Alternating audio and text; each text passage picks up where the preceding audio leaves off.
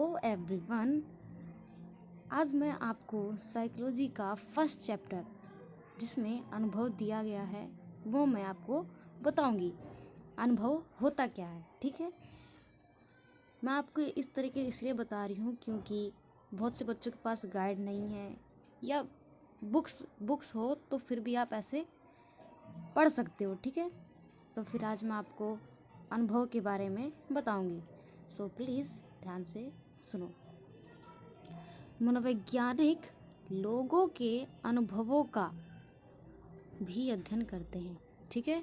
मनोवैज्ञानिक लोगों के अनुभवों का भी अध्ययन करते हैं, ठीक है। यानी भाई जो साइकोलॉजिस्ट है वो अनुभवों का अध्ययन करते हैं, हो गया। अनुभव स्वभाव से आत्मपरक होते हैं। अनुभव क्या होते हैं? स्वभाव से आत्मपरक होते हैं। यानी व्यक्ति कुछ भी फील कर रहा है, अनुभव कर रहा है तो अपने अंदर ही फील कर रहा है, दूसरों को पता नहीं लगता, ठीक है। हम प्रत्यक्षतः न तो दूसरों के अनुभवों का परीक्षण कर सकते हैं और न ही उसके विषय में जान सकते हैं, ठीक है। यानी सामान्य तौर पर हम दूसरों के अनुभवों का परीक्षण नहीं कर सकते, ठीक है, और ना ही दूसरे हमारा कर सकते हैं, ठीक है। अनुभव करने वाले व्यक्ति ही अपने अनुभवों को जान सकते हैं। यानी जो व्यक्ति जो कुछ भी एक्सपीरियंस रहता है उसका वो खुद जानता है, ना कि अन्य कोई और, ठीक है। अथवा उसके प्रति सचेतन हो सकता है, ठीक है। बस वो खाली जान सकते हैं, हाँ भाई ये ऐसा अनुभव कर रहा है, पर जो व्यक्ति खुद अनुभव करता है वही व्यक्ति अपने अनुभव को जान सकता है, ठीक है। इसलिए अनुभव हमारी चेतना में रचा बसा रहता है। तो अनुभव क्या रहता है? हमारी चेतना में रचा बसा रहता है, किसी को पता नहीं लगता, ठीक है। मनोवैज्ञानिकों ने लोगों की उस पीड़ा पर ध्यान दिया है जो अंतिम सांसें गिन रहे रोगियों में दिखाई देती है। यानी उस पीड़ा को मनोवैज्ञानिकों ने ध्यान दिया कि जब किसी व्यक्ति की मृत्यु होने वाली रहती है, अंतिम सांसें होने लगती हैं तो कितनी पीड़ा होती है, तो ऐसे रोगी भी दिखाई देते हैं, ठीक है। अथवा उस मनोवैज्ञानिक पीड़ा पर जो शोकार्त होने पर होती है, ठीक है, अथवा उस मनोवैज्ञानिक पीड़ा पर जो शोकार्त होने पर होती है, साथ ही साथ धनात्मक अनुभूतियों का जो हम रोमांच करते समय अनुभव करते हैं, ठीक है। यानी कहने का मतलब क्या है? मनोवैज्ञानिकों ने लोगों की उस पीड़ा पर ध्यान दिया है जो अंतिम सांसें गिन रहे रोगियों में दिखाई देती है, ठीक है।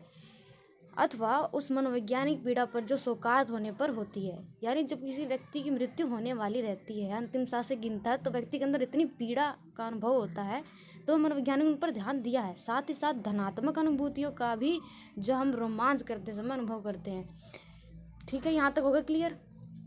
कुछ गुण अनुभव भी होते हैं, ठीक है। कुछ गुण अनुभव भी होते हैं जिन पर मनोवैज्ञानिक ध्यान देते हैं, ठीक है। कुछ गुण अनुभव भी होते हैं जिन पर मनोवैज्ञानिक ध्यान देते हैं, जैसे जब कोई रोगी ध्यानावस्थित होता है, ठीक है। ये हमारे पॉजिटिव गुण हैं, ठीक है। इन पर व्यक्ति ध्यान देता है।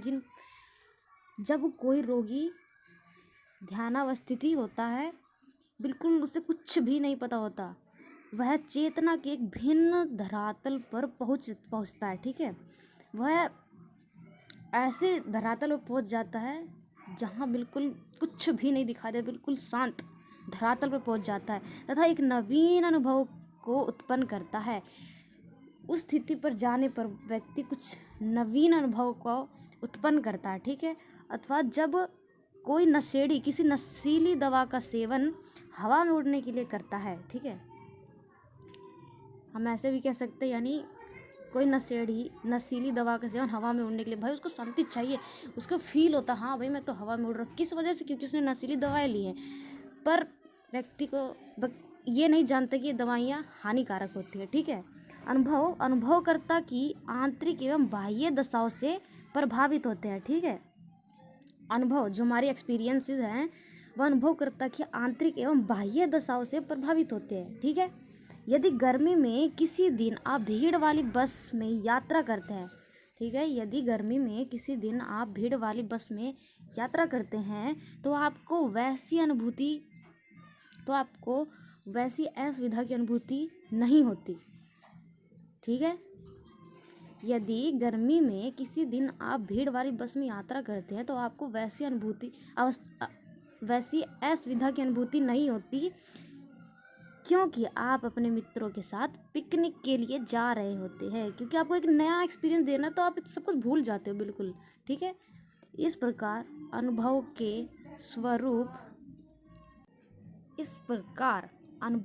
के स्वरूप को आंतरिक एवं बाह्य दशाओं के जटिल परिदृश्य का विश्लेषण करके समझा जा सकता है। अब तो खैर आपको क्लियर हो ही गया होगा कि अनुभव होता क्या है। मेन मतलब ये है कि अनुभव स्वभाव से कैसे होते हैं, आत्मपरक होते हैं, और ये व्यक्ति खुद ही अनुभव कर सकता है, दूसरों को अनुभव नहीं होता है। ठीक है। अब फॉर एग्जाम्पल जैसे, और मनोवैज्ञानिकों ने ध्यान दिया ही है कि कहते हैं मृत्यु के जब करीब व्यक्ति सांसें गिन रहा होता है तो रोगी कैसा अनुभव करता है। ठीक है। तो यहाँ पे तो आपको क्लियर हो ही गया होगा कि अनुभव किसे कहते हैं। अगर यदि आपको समझना है तो प्लीज़ कमेंट करिए ना, प्लीज़, मैं आपको और समझाने का प्रयास करूँगी। ठीक है। प्लीज़ चैनल को सब्सक्राइब भी कर दे। I request you much. Okay, bye bye everyone, take care.